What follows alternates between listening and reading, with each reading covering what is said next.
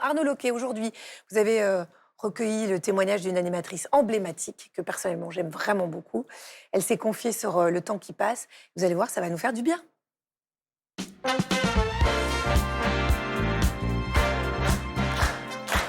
Effectivement, comme vous dites, on a eu de la chance d'aller rencontrer Flavie Flament en exclusivité. Bon, vous la connaissez tous, hein, c'est l'emblématique animatrice de télé et de radio. Et elle a accepté de se confier aussi sur ce sujet intime, parce qu'elle, quand même, niveau exposition, il y a du monde qui la regarde. Et comment accepter son corps qui vieillit sous le regard des autres?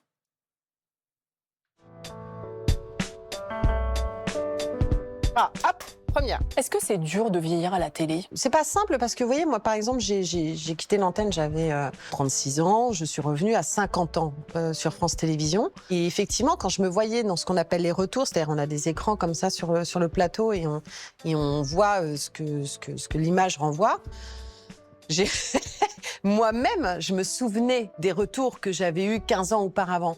Et je me suis dit, waouh, les choses ont changé. Et donc, ça a été une acceptation de mon image. J'ai décidé d'en jouer, j'ai décidé d'assumer, j'ai décidé... Mais ouais, ça demande du travail, ouais, c'est pas... Et puis, alors, surtout de l'humour aussi. Je me tourne vers Virginie, qui est ma maquilleuse, parce qu'on se marre de ça. Parce que justement, je suis dans la loge, je suis en train de me faire maquiller, et on sait qu'il y a plus de boulot qu'il y a 15 ans. Et alors ? Mais parfois, on a l'impression que le fait d'avoir 50 ans ou 60 ans, c'est comme le jour où on vous donne une carte senior.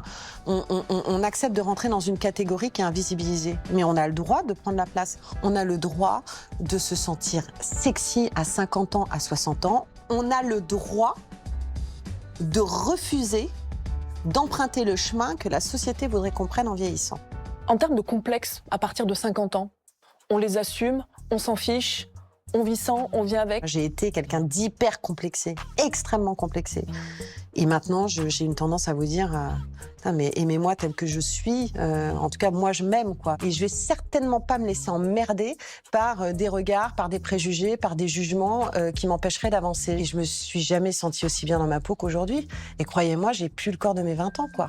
Il y a quelques années, vous avez posté une photo de vous, de vos fesses, Ouais. de votre dos. Est-ce que vous l'avez postée avec une certaine forme d'insolence? C'était une insolence tout à fait réfléchie, assumée d'une femme de 50 ans. Je vais juste faire passer un message qui est: ne vous contentez pas de l'image d'un corps, essayez juste de comprendre ce qu'il y a derrière. Ces fesses que l'on regarde aujourd'hui sur cette photo Instagram, ce sont des fesses pleines de vie, de joie, de caresses, de bouffe, de vin, parce que je vis.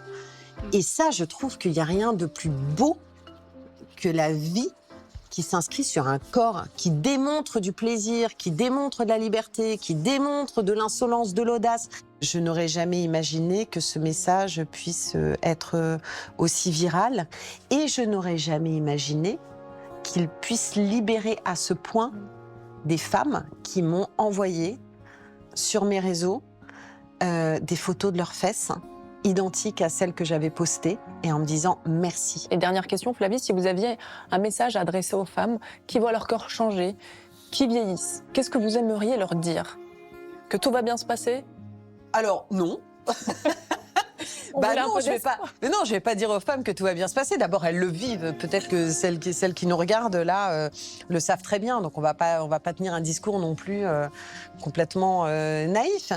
J'aurais envie de leur dire qu'il n'y a plus de temps à perdre. Cette capacité à dire non, à dire je vous emmerde.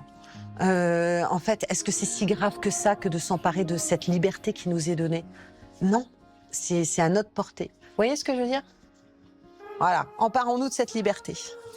Merci beaucoup, Flavie. Merci. Beaucoup à Flavie Flament d'avoir livré ce super témoignage qui était vraiment sincère, précieux, sur ce corps qui nous rappelle la liberté de se regarder autrement. Ouais. Vraiment, c'est très important d'écouter ces belles paroles. Merci Arnaud. Bon, vieillir, c'est gagner en liberté, c'est gagner en sagesse, c'est gagner en authenticité. Justement, Thomas Dansembourg, place à quelqu'un qui n'a pas peur de vieillir parce qu'il est comme le vin, il se bonifie avec le temps. C'est Stan Gusman, c'est incroyable. Ville flatteuse, pas autant que vous, Agathe. D'ailleurs, je me demandais, vous avez quel âge exactement? 51, mon chou. Mince, c'est ce que je craignais. Ouais. Je suis sous le charme. Waouh. Et c'est vrai que ça vous va bien, la cinquantaine triomphante. Je vous trouve plus belle qu'hier et certainement moins que demain. Agathe, faut que je vous fasse une confession. J'aime les belles-mères, les daronnes, les femmes avec un grand F, bref, en somme, tout ce qui a plus de 50 ans réveille en moi un désir ardent. Et je peux vous dire qu'avec le public de ce matin, je suis gâté. Bonjour mesdames. Et je suis pas le seul à frissonner Calmez-vous. pour le bel âge.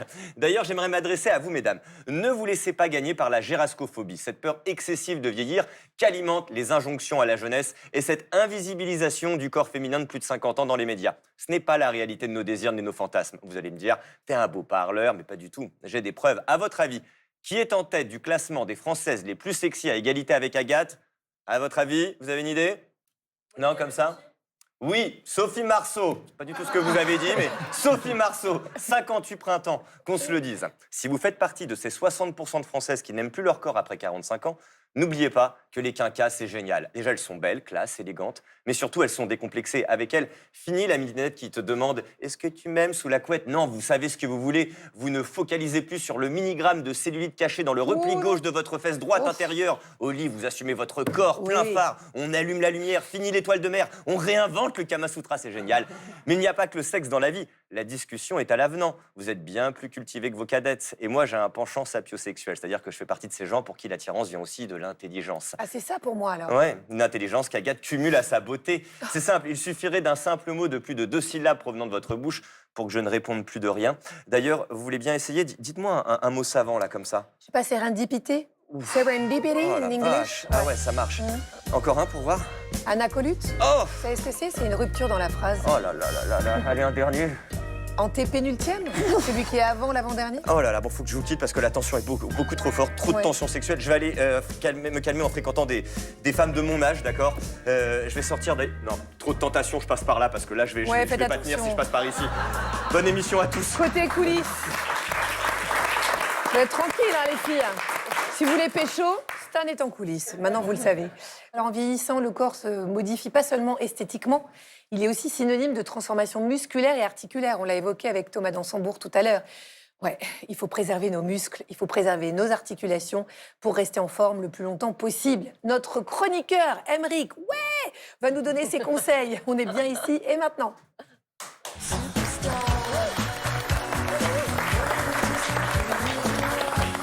Il vieillit pas, lui, hein, il est à chaque fois, il est nickel. Lui, j'ai l'impression que de toute façon, on peut se donner rendez-vous dans 40 ans, ce sera le même. Hein, Je serai là. avec tous ces bons conseils. Aymeric, Ouais. on dit qu'à partir de 30 ans, on perd environ 1% de masse musculaire par an. Oui. Youhou, à 40, on a perdu 10%. Donc, Et si on n'a pas de masse musculaire, qu'est-ce qu'on perd? où est-ce que ça va devient s'arrêter négatif, chez vous, Arnaud? il y a un crédit. On est un peu, ouais, on a un petit peu peur. Est-ce que c'est possible d'enrayer ce processus déjà? Préserver sa force au fil du temps? Alors, j'ai une bonne et une mauvaise nouvelle. La Ouais, d'accord. mauvaise nouvelle, c'est que quoi qu'il arrive, on va finir par perdre.